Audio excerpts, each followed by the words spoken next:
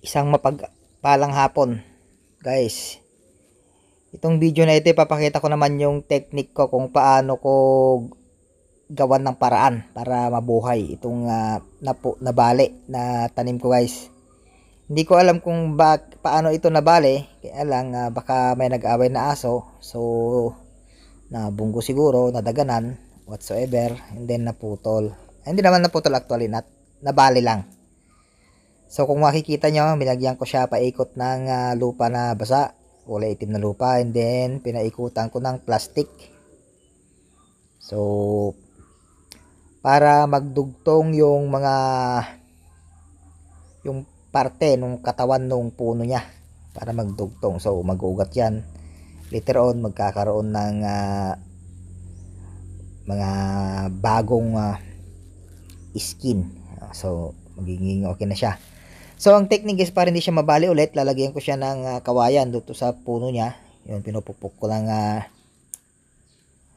itak, and then tatalayan ko ulit ng plastic yung kawayan saka yung puno para firm, para hindi maggalaw-galaw, kasi pag maggalaw-galaw, maalog-alog, baka mamatay. Maganda kasi itong tanim na to, guys. Ito yung sikat na prutas doon sa Davao.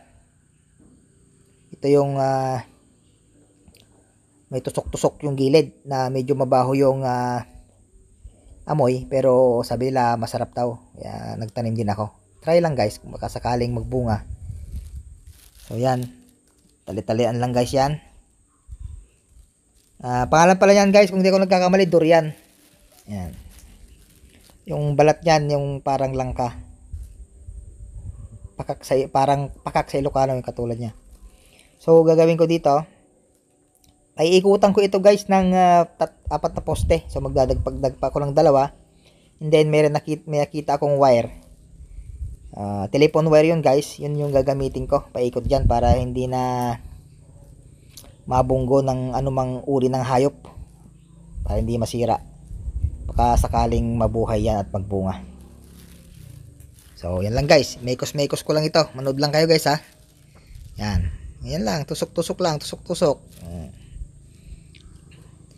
Yung napapansin niyo yung nun, baka magtaka kayo bakit di ko tinatanggal yon, yung dahon sa ulo ko, kasi yan yung magsisilbing shade nung tanim ko, guys. Kasi pagka alas 3, mainit dyan sa part na yan, so yung dahon na yan, yun yung magsisilbing lilim niya, so hindi ko yan tinatanggal.